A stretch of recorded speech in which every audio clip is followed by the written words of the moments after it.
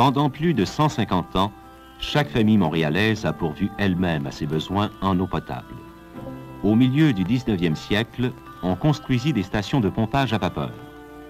La première usine de filtration de la ville de Montréal fut inaugurée en 1918. C'est à cette époque qu'un infatigable visionnaire, Charles J. Desbaillet, ingénieur en chef du service d'eau de Montréal, conçut le plan d'un système de distribution d'eau potable apte à répondre à une demande toujours croissante.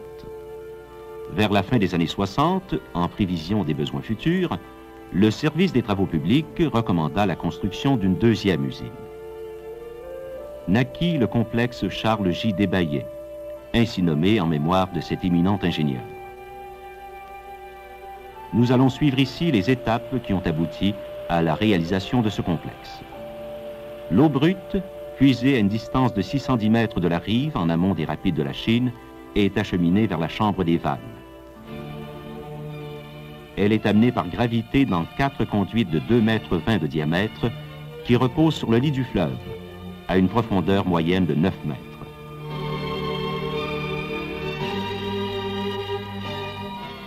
Cette chambre des vannes a été construite au début des années 50, mais il a fallu la modifier pour pouvoir acheminer la quantité d'eau nécessaire à l'usine Charles J. Desbaillet.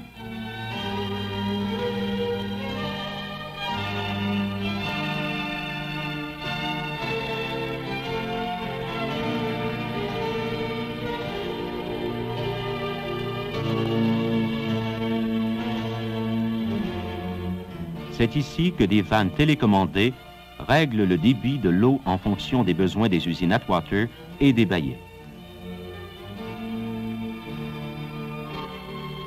À cause de notre climat rigoureux, il a fallu trouver un moyen d'empêcher la formation de phrasie sur les parois des 4 conduites. L'eau chauffée par des brûleurs est pompée jusqu'au massif en béton de la prise d'eau. Sortie de la chambre des vannes, l'eau brute parcourt environ 1 km à l'intérieur d'une conduite en béton qui a été coulée sur place dans le roc à une profondeur de 30 mètres. Cette conduite, dont le diamètre est de 3,60 mètres, débouche ici à la station de pompage à basse pression. La construction de celle-ci remonte à 1973-1974.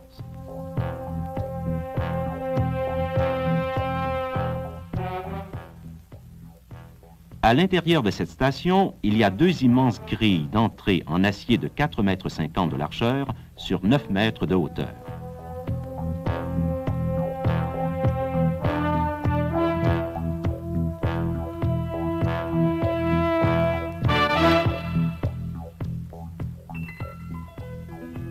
Leur rôle est de retenir les matières organiques en suspension, algues, débris divers et poissons, qui pourraient entraver le fonctionnement de certains équipements de la station.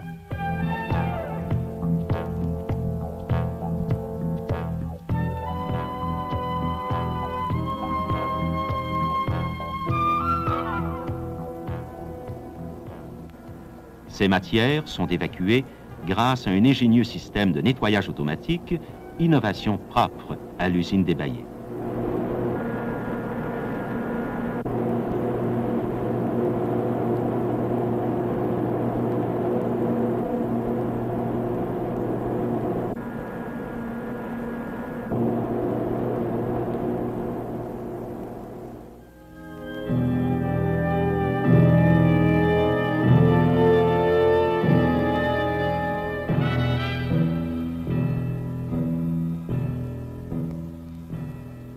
Chaque jour, 1 450 000 mètres cubes d'eau sont amenés par pompage dans 4 bassins à une hauteur de 17 mètres.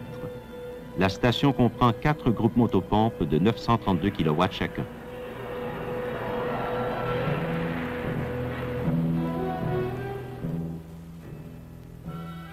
L'eau est dirigée vers la galerie des filtres par des canaux d'amener munis d'aubes directrices qui en règlent l'écoulement.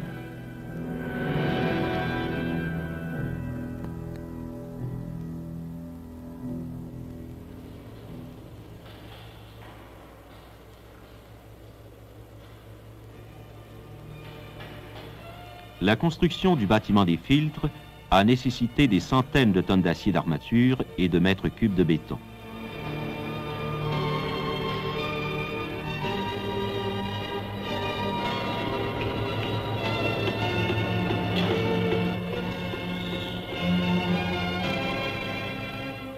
Ce bâtiment, long de 400 mètres, renferme 60 bassins filtrants, répartis en 4 batteries de 15 filtres, ayant chacun 2 cubes de 5 mètres de largeur sur 16,50 mètres de longueur.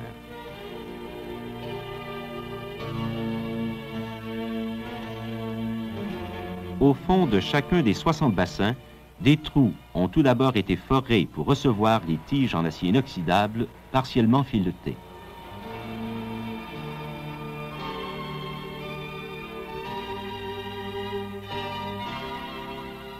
Des poteaux en béton armé supportent le plancher filtrant surélevé qui est constitué de dalles préfabriquées en béton.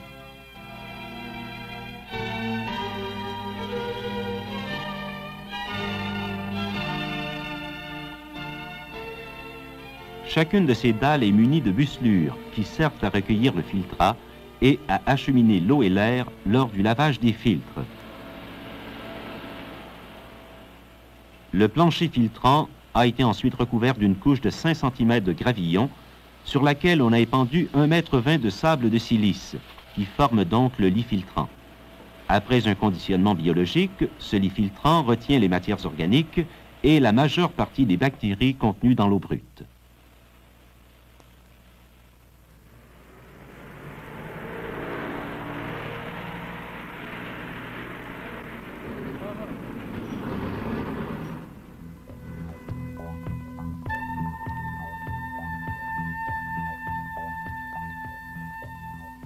Le toit du bâtiment des filtres couvre une surface de 23 000 m². Il a été construit presque tout entier d'éléments préfabriqués. Il a fallu hisser à 15 mètres de hauteur 465 dalles préfabriquées de 3 mètres de large sur 16,50 mètres de long et les fixer ensuite à la charpente. Pour réaliser une telle tâche si difficile, on s'est servi d'une grue géante de 100 tonnes.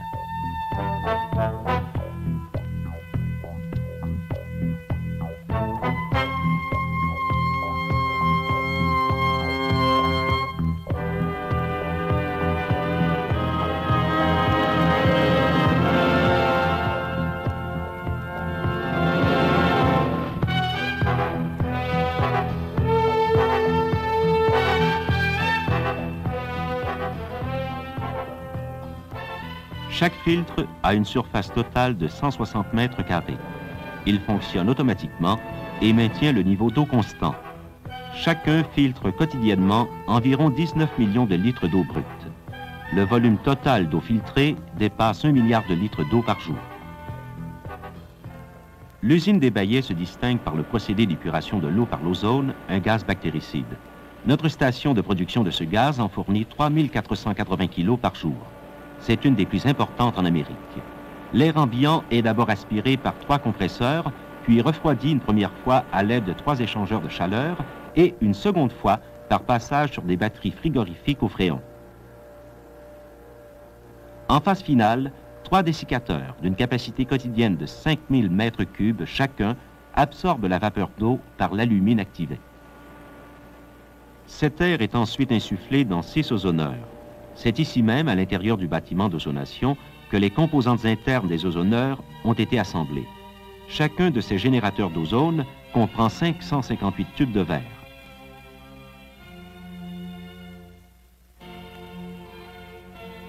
C'est à la suite d'un minutieux lavage des tubes que chaque ozoneur sera muni de ses diélectriques.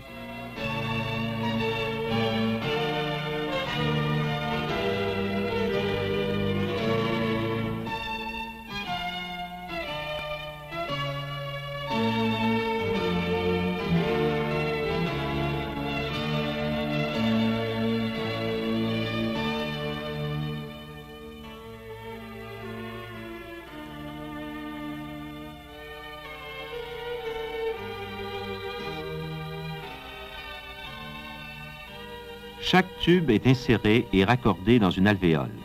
Ces opérations délicates ne peuvent être effectuées que par des électriciens spécialisés. La puissance des ozoneurs est réglée selon la demande en ozone et le volume d'eau à traiter.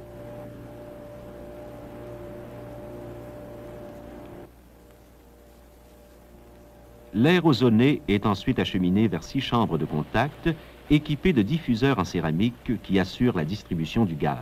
Cette distribution peut être contrôlée soit sur place, soit à partir de l'ordinateur central. Le centre nerveux de l'usine se trouve dans un immeuble situé boulevard de la Vérendrye. Là, 2 ordinateurs contrôlent l'ensemble du système d'alimentation.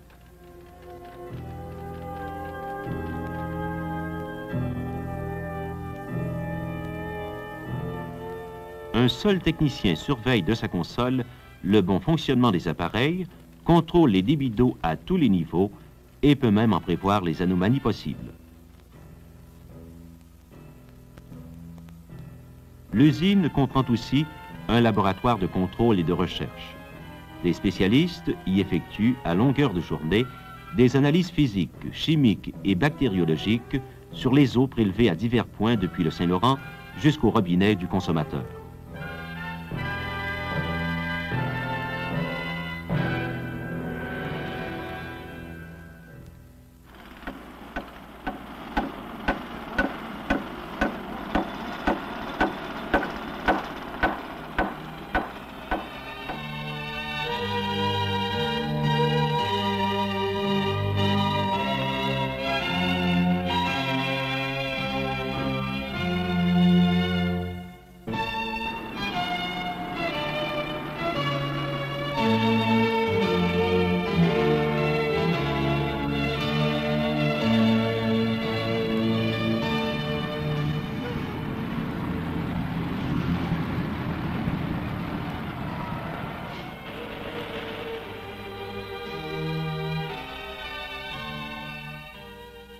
L'eau stérilisée est emmagasinée dans un immense réservoir en béton armé d'une profondeur de 5,50 m situé sous l'usine.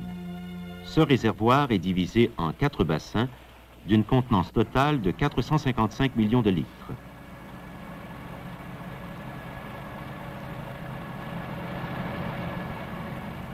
Il a été conçu et construit de telle manière qu'on peut utiliser la réserve d'eau même si une de ses sections est mise hors d'usage. De fait, la station de pompage d'eau traitée peut fonctionner sans arrêt pendant plus de 7 heures.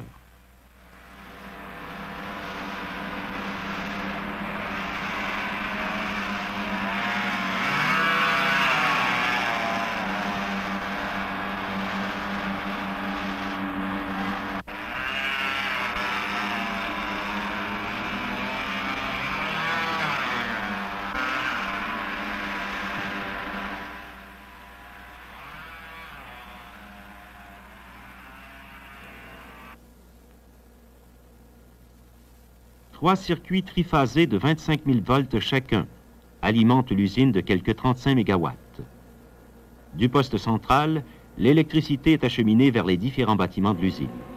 En cas de panne, le fonctionnement de certains appareils de contrôle et de sécurité est assuré par 2 groupes électrogènes de 400 kW.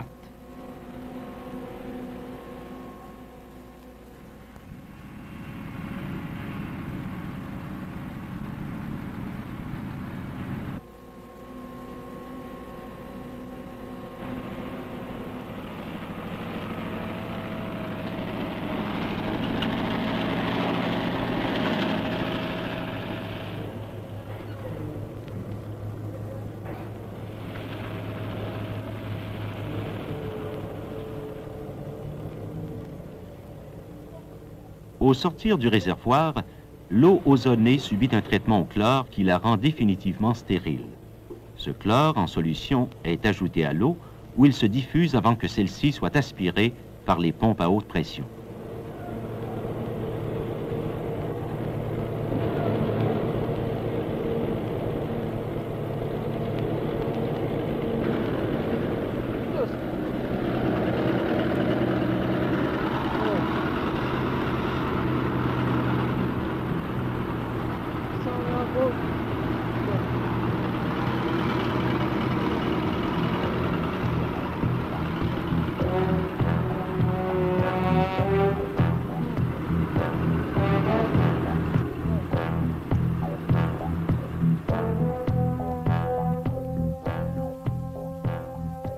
L'eau traitée doit être refoulée pour être mise en réserve. La station de pompage comprend 5 pompes de refoulement. Elles sont installées sur des socles en béton accouplés à un moteur et ont une capacité totale de refoulement de 1 630 000 mètres cubes d'eau par jour.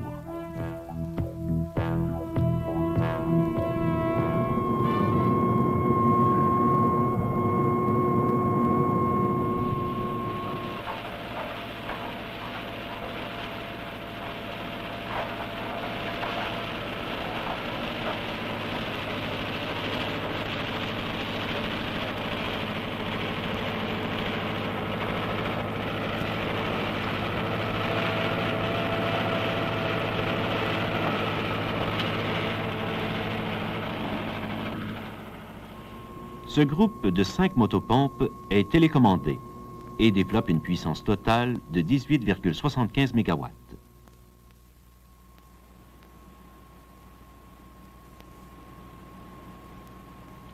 L'agencement de la canalisation de refoulement permet une grande flexibilité quant à l'alimentation du réservoir Château-Fort d'une part et du réseau Atwater d'autre part. L'eau est refoulée par 2 conduites souterraines d'un diamètre respectif de 2,50 m et 2,80 m. Pour chacune des conduites d'eau, un système antibélier a été prévu sous la forme d'immenses réservoirs cylindriques de 6 mètres de diamètre. Les 2 réservoirs du réseau Château-Fort ont une hauteur de 16 mètres, tandis que ceux du réseau Atwater atteignent 18 mètres.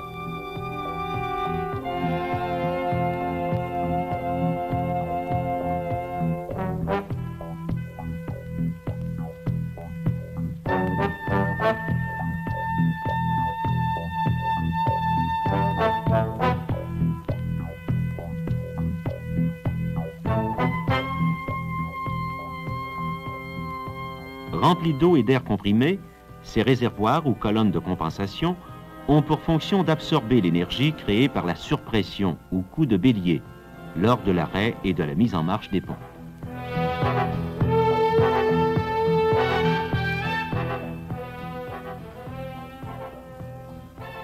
Un terrain de 160 000 m² non loin du fleuve Saint-Laurent, 1 147 000 m³ de terre et de rocs excavés, 650 000 m² de coffrage, 33 000 tonnes d'acier, 248 000 m³ de béton. Près de 6 ans de labeurs intensifs depuis la préparation des plans et devis jusqu'à la première goutte d'eau potable à l'usine Charles J. Desbaillets.